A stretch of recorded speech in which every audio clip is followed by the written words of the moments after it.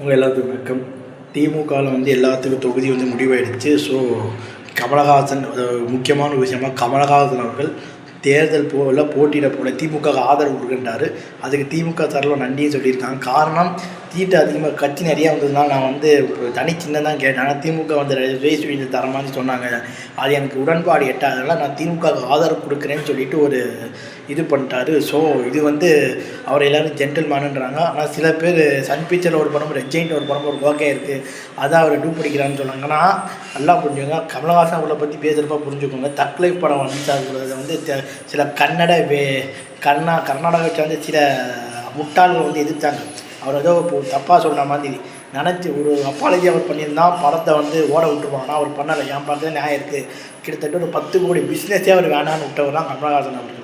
So அவரை பற்றி பேசுறதுக்கு முன்னாடி கொஞ்சம் யோசனை பண்ணிட்டு போயிடலாம். அந்த இடத்துல ரஜினிகாந்த் அவர் கூட காம்ப்ரமைஸ் ஆனார். சத்யராஜ் அவர்கள் கூட படம் கூட அவர் வந்து மன்னிப்பெல்லாம் கேட்க மாட்டேன்னு சொல்லிட்டாரு. படக்குழு வந்து இது மாதிரி கஷ்டப்படுறதுனால அவர் வருத்தம் சொல்லிட்டு ஒரு வீடியோ போட்டார் சத்யராஜ் அவர்கள். ஒரு விஷக்கிருமி ஒன்று கர்நாடகாவில் இருக்குது. கன்னட அமைப்பின் பேர் சொல்லிக்கிட்டு வாட்டர்னு ஒரு விஷக்கிருமி, அந்த விஷக்கிருமியை அப்படி பேசினார். ஸோ பேசணும். இப்போ நான் விஷயத்துக்கு வரேன். இப்போ அதிமுக சார்பில் பார்த்தோன்னா நம்ம பாமகவுக்கு 18 சீட்டு, அமமுகவுக்கு 11 சீட்டு, நம்ம தமாக தமிழ் மாநில காங்கிரஸுக்கு 5 சீட்டு. அதுக்கப்புறம் ஜான் பாண்டியனுக்கு அவர்களுக்கு இன்னும் ஒரு கட்சி ஒன்று வச்சுருக்காரு. பேர் கூட என்னன்னு தெரியல. அடிக்கடி அவர் உதாரணத்துக்கு எலெக்ஷன்னா அவர் பேர் தெரியும். ஆனால் ஒரு கட்சி பேர் ஏதோ தமிழ் மக்கள் தான் ஒரு கட்சி. அது பேர் என்ன நான் அடுத்த வீடியோவில் பார்த்து சொல்கிறேன். ஏன்னா அப்படிப்பட்ட ஒரு கட்சி தான். அதுக்கு ஒரு சீட்டு தனி சின்னமாக ராஜபாளையம் கேட்டிருக்க மாதிரி பேசுகிறாங்க. ஸோ இப்படி வந்து உறுதியாகிடுச்சு. இதில் வந்து கமலஹாசன் பெல்ட் அடிச்சிட்டாரு.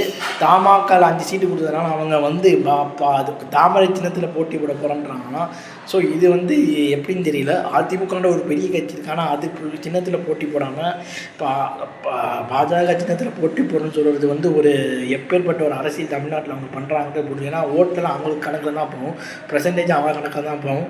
ஸோ 33 சீட்டு வராங்க, 28 அவங்க 5 இவங்க சீட்டுனால. ஸோ இப்படி போயிட்டுருக்குது. மீதியில் அதிமுக நிற்கிற மாதிரி ஒரு பேச்சு போகுது. ஸோ கிட்டத்தட்ட 170 சீட்டு கிட்ட அதிமுகவும் போட்டி போடுற மாதிரி வருது. ஸோ எப்படின்னு தெரியல. தமிழ்நாடு அரசியல் இப்படி ஒரு புதுமையான ஒரு இதில் இப்போ போயிட்டுருக்குது. இப்போ நம்ம வந்து பார்க்க முடியாது. நம்ம தாவேக்காவும் தனித்து போட்டி போட்டு 214 தொகுதியில் போடுது. தமிழ்நாடு ஷேரிங் 2 பக்கம் முடிஞ்சிருச்சு. ஸோ தாவேக்கா யாரோட காலி பண்ண போதுன்னு நம்ம பொறுமையாக வந்து பார்த்து தாங்கணும் சொல்லி என் வீடியோ நான் முடிச்சுக்கிறேன். ஸோ இது வந்து ஒரு கமலஹாசன் போட்டி போடுற அவர் ரசிகர்களுக்கு வருத்தமாக தான் இருக்குது. அவர் ரசிகனா எனக்கும் வருத்தமாக தான் இருக்குது. ஸோ தமிழ்நாடு அரசியல் கோடை வெயிலோட ரொம்ப ஸ்பீடாக போயிட்டுருக்குது. இன்னும் என்னென்ன ஹாட் நியூஸ் வரப்போகுதுன்னு தெரிஞ்சு நம்ம பொறுமையாக தான் பார்த்தாங்கன்னு சொல்லி என் வீடியோ முடிச்சுக்கிறேன். பாய்.